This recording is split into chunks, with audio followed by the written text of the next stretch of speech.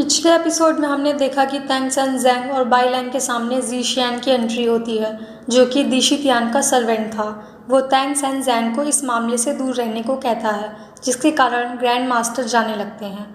फिर जी शियान अपने haven guards को सूत्र लेकर आने को कहता है। वो लड़कियां बाई लैंग पर कई बार अटैक करती हैं, पर बाई लैंग बच जाता है और ड्रैगन स्पिरिट में कन्वर्ट होकर उन्हें धूल चटा देता है। फिर जी शियान और बाई लैंग की फाइट होती है, जिसमें बाई लैंग बुरी तरह हार रहा था। वो तैंग सन जैंग को मदद के लिए बुलाता है, पर वो अंदर चले जाते हैं और अपने सर्वेंट से बाहर ना निकलने के लिए कहते हैं। तभी बाई लैंग की आवाज़ सुनकर उन्हें पास्ट याद आता है और वो रोने लगते हैं। फिर शियाओ यू की स्पिरिट वहाँ आती है, जिसकी आवाज़ सुनकर वो पीछे मुड़ते हैं। वो कहती है, मैंने फादर से आपकी कहानी सुनी थी, पर तब मुझे ये नहीं पता था कि मैं भी इस कहानी का हिस्सा हूँ। अब आगे के एपिसोड में दिखाया जाता है कि शियाओ यू बताती है कि मेरा नाम शियाओ यू है। ये हमारी पहली मीटिंग है, फिर भी ऐसा लग रहा है हम लोग एक दूसरे को काफ़ी लंबे समय से जानते हैं। ग्रैंड मास्टर कहते हैं, तुम सूत्र हो ना जो मैं उस ईयर लेकर आया था। शियाओ यू कहती है, ये सच है, पर मेरे पास पहले की कोई भी मेमोरीज नहीं थी। मैंने हमेशा सोचा कि मैं ड्रैगन थी, पर जब गॉड आर्मीज ने ड्रैगन पैलेस पर अटैक किया, मुझे सब कुछ याद आ गया। ग्रैंड मास्टर कहते हैं, मुझे माफ़ कर दो, मुझे तुम्हें मिडिल अर्थ पर नहीं लाना चाहिए था। शियाओ यू कहती है कि नहीं, मैं तो आपको शुक्रिया कहना चाहती हूँ यहाँ पर लाने के लिए। यहाँ मुझे फादर, ब्रदर, शोऊ और बाई लैंग मिले। मैं 16 साल तक बहुत खुश थी, पर ये मेरी जगह नहीं है। मुझे वापस जाना होगा। मुझे आपकी मदद चाहिए। इस पर वो मना कर देते हैं और गुस्से में कहते हैं कि मैं सेल्फिश और डरपोक इंसान हूँ। इस पर शियाओ यू कहती है, ऐसा नहीं है, मैं जानती हूँ आप अच्छे इंसान हैं। इस बार वर्ल्ड के लिए नहीं, अपने लिए। वो कहते हैं, अपने लिए। इधर जी शियान बाई लैंग की ओर बढ़ता है और कई बार अटैक करता है, फिर उसे उठाकर पटक देता है और कहता है कि तुम लगभग मरने वाले हो, फिर भी सूत्र पकड़ा हुआ है, तो फिर मैं तुम्हारी मदद कर देता हूँ। इतना कहते ही वो तेज़ी से ऊपर जाता है और फिर उतनी ही तेज़ी के साथ नीचे आकर उस पर लात मारता है, पर उससे पहले ही ग्रैंड मास्टर बाई लैंग को उठाकर दूसरी ओर रख देते हैं और पास्ट याद करते हैं, जहाँ वो कहते हैं कि पहले मुझे लगता था कि काश मैं वेस्ट से सीख सकता कि वर्ल्ड से नफरत कैसे हटाई जाए। फिर मैंने सफल होने से पहले बहुत कुछ एक्सपीरियंस किया, पर केवल दुविधा के बदले में। जो स्काई पर हैं उन पर सवाल नहीं उठा सकते।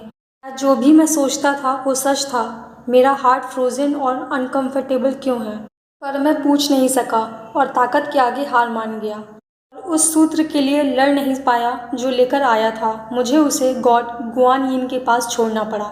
मेरे शिष्य जो हार्डशिप से गुजरे और मेरे साथ खुश थे को हेवन पैलेस में रोक लिया गया। उस समय मैं लगभग मर गया था। अब प्रेजेंट में वो कहते हैं, हर इंसान की लाइफ में कभी ना कभी कोई एवरलास्टिंग रिग्रेट ज़रूर आता है। अगर समय में पीछे जा सकते तो मैं उनके साथ मरना चुनता, पर अनफॉर्चुनेटली किसी को दूसरा मौका नहीं मिलता। लेकिन फॉर्चुनेटली मुझे चांस मिला है जो मैं मिस नहीं कर सकता। तभी जी शियान कहता है, ग्रैंड मास्टर तुम्हारी इस हरकत का क्या मतलब है? मैं जानता हूँ कि तुम भी अवार्ड चाहते हो, पर क्या तुम्हें नहीं लगता कि गॉड्स ने तुम्हें बहुत सारा गिफ्ट दिया है? केयरफुल रहो, तुम मर भी सकते हो। इस पर वो कहते हैं, मैं नहीं मरूंगा, तुम्हें उसकी चिंता करने की ज़रूरत नहीं है। जी शियान गुस्से में कहता है, ये छोटा डेविल और सूत्र मेरा है, क्या तुम बगावत करना चाहते हो? इस पर वो कहते हैं, जो मैं कहने वाला हूँ उसे ध्यान से सुनो।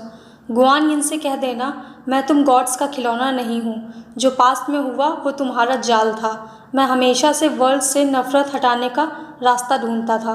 तुमने मेरा फ़ायदा उठाया, उसके बाद मेरा भरोसा उठ गया। मैं 16 साल तक सोता रहा और इस छोटे डेविल के शब्दों ने मुझे जगा दिया। फिर जी शियान कहता है, मैंने सही सुना है ना, तुम रिबेल करना चाहते हो? वो कहते हैं, तो क्या? जी शियान कहता है, तुम्हें क्या लगता है तुम कौन हो? अगर बड़े डेविल ने तुम्हारी हेल्प ना की होती तो क्या तुम सूत्र ला सकते थे? वो कहते हैं, तुम ये कह सकते हो। इस पर जी शियान उनके सर पर हाथ मारते हुए कहता है कि तुम अकेले हेवन के लोगों से लड़ना चाहते हो। जाओ यहाँ से, मेरे रास्ते में मत आओ। तभी वो जी शियान का हाथ पकड़ लेते हैं और उसे एक ज़ोरदार मुक्का मारते हैं, जिससे वो दूर जाकर गिरता है। वो कहता है, तुम्हारी हिम्मत कैसे हुई मुझसे लड़ने की? फिर ग्रैंड मास्टर उस पर दोबारा अटैक करते हैं और वो गिर जाता है। ग्रैंड मास्टर कहते हैं, तुम बस हेवन पैलेस के एक निचले स्तर के डाइटी हो। मैं खुद को रोक रहा था परेशानी खड़ी करने से। तुम्हें क्या लगता है मैं तुमसे डरता हूँ? अपनी आंखें खोलकर देखो, तभी ग्रैंड मास्टर पूरी पावर से उस पर मुक्का मारते हैं और कहते हैं, तुम्हें लगता है मैं इजी टारगेट हूँ? तुम्हें पता भी है मैंने कितने डीमंस को अपने हाथों से मारा है? और फिर दोबारा मुक्का मारते हुए कहते हैं, तुम्हें ये किसी ने बताया नहीं? तभी जी शियान उठकर कहता है, तुम मरना चाहते हो क्या? और अपनी फुल पावर से उन पर अटैक करने के लिए बढ़ता है, पर उनके एक ही वार से वो काफ़ी दूर जाकर गिरता है।